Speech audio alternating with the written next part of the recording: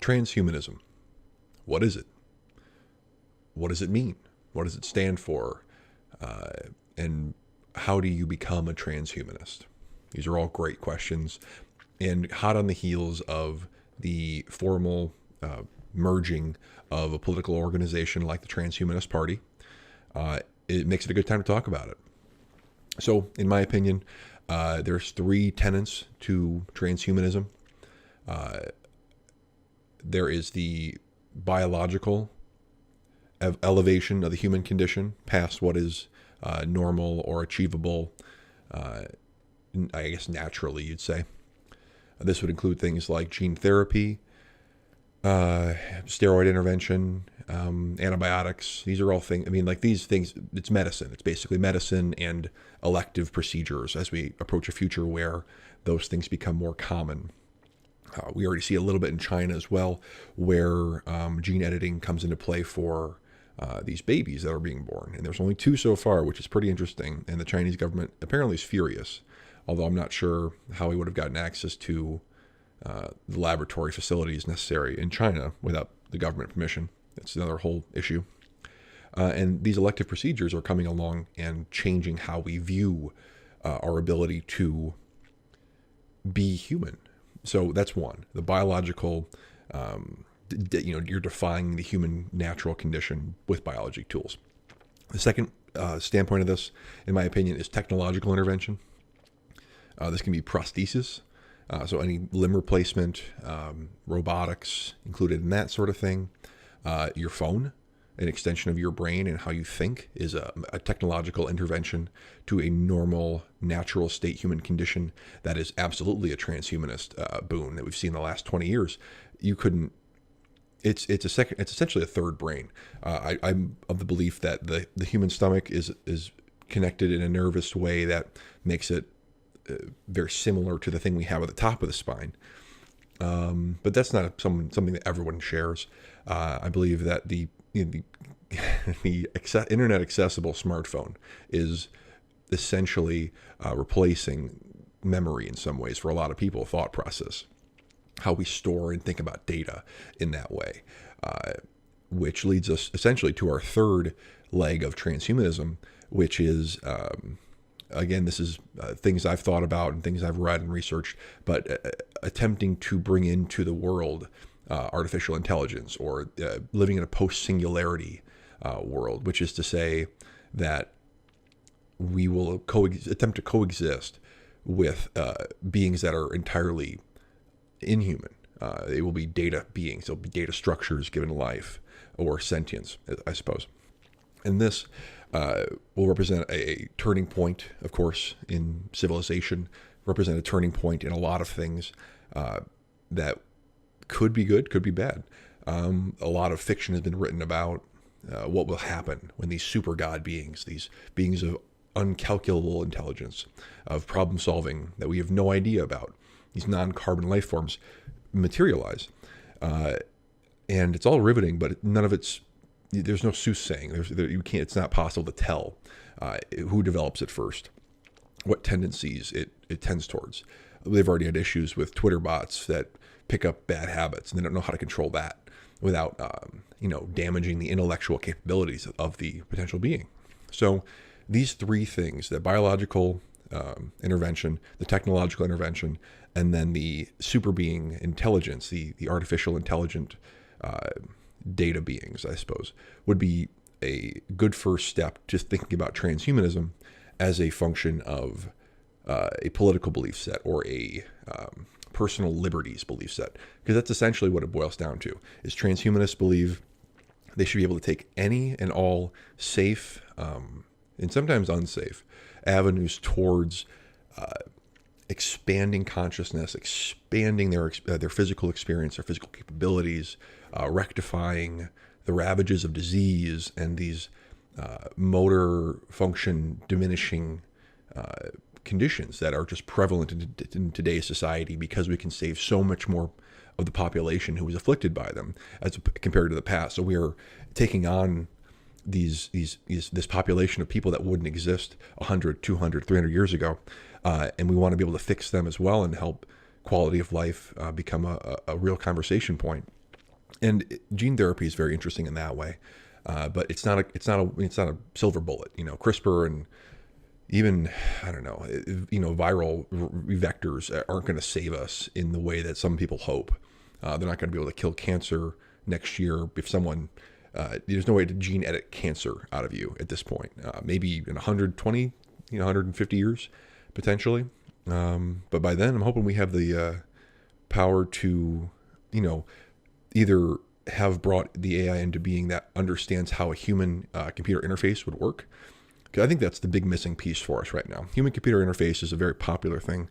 Researchers like Clifford Nass revolutionized the idea, the thought process of interfacing with data through an analog and potentially a sensory experience. But it's one-sided right now. It's like having a conversation with a pen pal that writes back to you in French or writes back to you never. But they're receiving it and they understand what you're saying. So the minute we can get feedback from a being that's based in this architecture, this digital system, that will be able to come to the table, essentially, when it comes to thinking about how to implement these technological and mechanical elements into the physical skin of these bodies that we have currently. It'll be things like integrating the smartwatch into your body, we already do a lot of pacemakers are a great example of a technological intervention that is saving lives today. And it's part machine, part human. They're technically cyborg people out there running around right now. And as we, careen towards a future where health insurance doesn't seem to be the big thing right now, but given a free market system, if we were able to understand procedural costs and negotiate more actively, given elective procedures like these things that are going to happen, think about prosthetic eyes that are better than your own, hands, feet, legs. These things will come first before the brain is tackled, because that's the big thing. Until we understand more of that, we're not even going to make headway into computer chips in brains or a lot of these electrode stimulant interfaces they're trying now, or near frequency fields with magnets. It's interesting, and it's mostly interesting to see what it does to the brain chemistry in response to some of these impedance methodologies. But at the same time, what we're faced with is, do we stay human? Do we surpass humanity? And how do we do it? Because the moral questions that come up they're prevalent now more than ever, where we face income disparity. What if only the 1% can get genetically upgraded, to get technologically upgraded physically in their bodies, and no one else can afford it? Okay, maybe it's the kooks do it first, but procedure costs come down over time. These things level out. These things become accessible. Think about plasma screens or LCD panels when they first came out, or even the LED, the humble thing we have everywhere now. Before the 80s and 90s, these were pricey. These were marvels, little tiny wonders. Now we have RGB everything. It's fantastic. You can get a 55-inch TV from Walmart for $250 probably, 4K.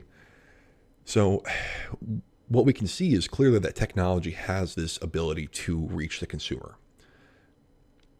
But who's going to be in charge of that? Who's going to say, okay, I want new Achilles tendons because I want to jump higher and I'm 14 years old? Do we allow a child to be upgraded? Do we allow only adults?